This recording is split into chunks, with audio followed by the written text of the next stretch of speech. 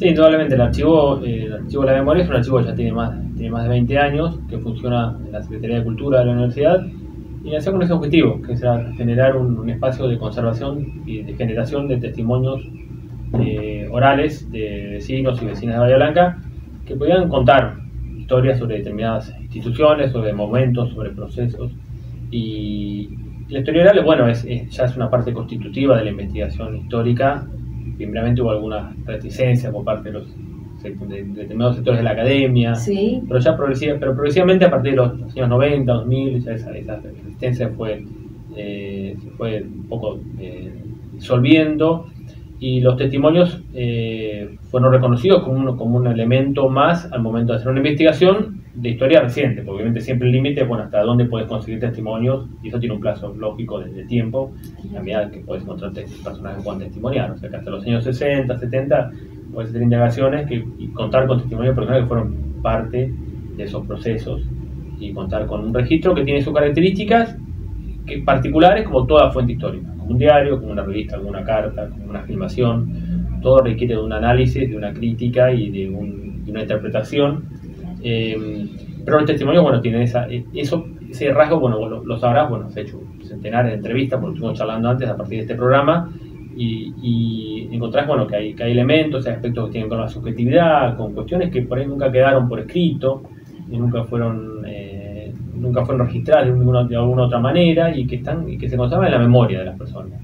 Y poder reconstruir procesos o situaciones a partir de eso es una alternativa muy, muy interesante, que permite, en buena medida, resolver ausencias que hay en los archivos, en el papel. Tal cual. Algo pensaba en esto de escuchar por allí los protagonistas de diversas historias y de momentos históricos, la importancia por allí de esto mismo, ¿no? De poder plasmar en palabras y dejar asentado, aunque sea, decíamos, sea este medio o cualquier otro, digo, un momento de la historia determinada, ¿no? Sobre una cosa, una vivencia, sobre algo en particular, y poder tener y obtener ese tramo que por allí de alguna u otra manera sería como más difícil o diferente, ¿no? Sí, indudablemente, porque la memoria o la oralidad registra cuestiones que tienen que ver con los objetivos, tiene que ver con experiencias personales, pero que al mismo tiempo son experiencias colectivas.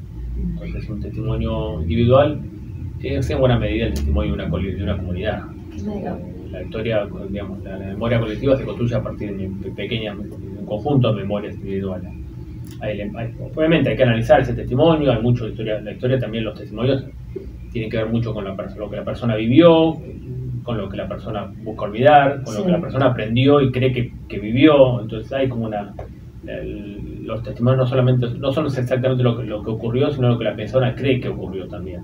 Hay una reconstrucción del pasado a partir del relato. Pero bueno, si uno conociendo esas características, y uno puede hacer uso de esos testimonios como puede hacer uso de otras fuentes. Claro, en algunos casos, José, lo que me ha pasado y me llamaba la atención era que esto de haber vivido, por ejemplo, no sé, situaciones determinadas, yo me acuerdo un par de testimonios, pero bueno, puntualmente de haber vivido situaciones o familias o personalidades de hoy por hoy, ¿no?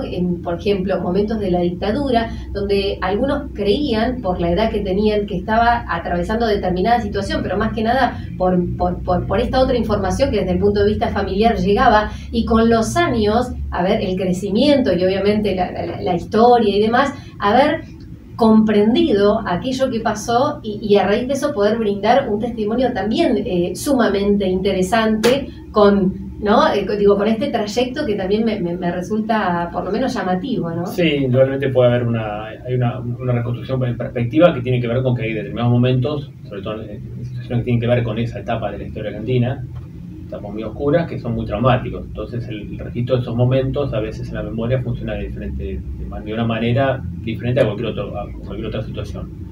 Entonces, pero bueno, volviendo, a pesar de esas características y de esas particulares que tienen los testimonios orales, creo y entiendo que son fundamentales para entender los tiempos contemporáneos. Y el archivo apunta tiene ese objetivo, tiene más de medio, unos 600, 700 testimonios. Hay otras experiencias similares en Bahía Blanca, incluso el puerto, hablamos recién, Uruguay. Hay varias instituciones que han llevado adelante o que llevan adelante archivos orales como al mismo tiempo llevan adelante archivos de otro tipo de registro. El archivo nuestro es un archivo que tiene está fuertemente orientado al registro de testimonios, pero también al mismo tiempo es el archivo histórico de la universidad. Tenemos los documentos, digamos, lo que la gente habitualmente entiende que es el documento histórico, que es el papel, que es un expediente, que es una carta. Bueno, de eso hay estanterías llenas, pero creo que eso muestra algunas cuestiones, no muestra otras. Los testimonios permiten indagar en algunos otros aspectos que se pierden en esos documentos. ¿Y ese trabajo cómo se fue de alguna manera, digo, sistematizando? Digo, por cómo se desarrolló ¿es una temática determinada o se entrevista? ¿O cómo fue el trabajo en sí? Y el archivo nace a fines de los 90, yo ingreso como pasante, yo era estudiante todavía, junto con otra compañera, y inicialmente nos interesaron, el archivo nació también como un proyecto conjunto con el archivo histórico de la municipalidad. Entonces, el criterio un poco inicialmente era entrevistar gente grande. No era un criterio demasiado sabio, para decirlo de alguna manera, porque bueno, uno cuando va a hacer una entrevista necesariamente tiene que conocer algo del tema sobre el cual va a entrevistar, si no pregunta obviedades, o por ahí no aprovecha el relato de la manera que lo podía aprovechar si uno conoce un poco más del tema. Eso fue un rasgo de los primeros tiempos. Después tratamos de entrevistar interesados en algún tema puntual, a indagar sobre ese tema y entrevistar a grupos de personas. Después en el 2006 vino el cincuentenario de la universidad y ahí el tema fue la historia de la universidad. Entonces hay que hacer un centenar de testimonios de esa época, mucha gente obviamente ha fallecido. Primeros estudiantes o primeros estudiantes autoridades. Tecnológicos, los primeros investigadores, los primeros empleadas que tuvo el tecnológico, luego Universidad del Sur. Un criterio muy amplio, no buscamos autoridades, sino que tratamos de tener registros de diferentes, digamos, sectores de la universidad.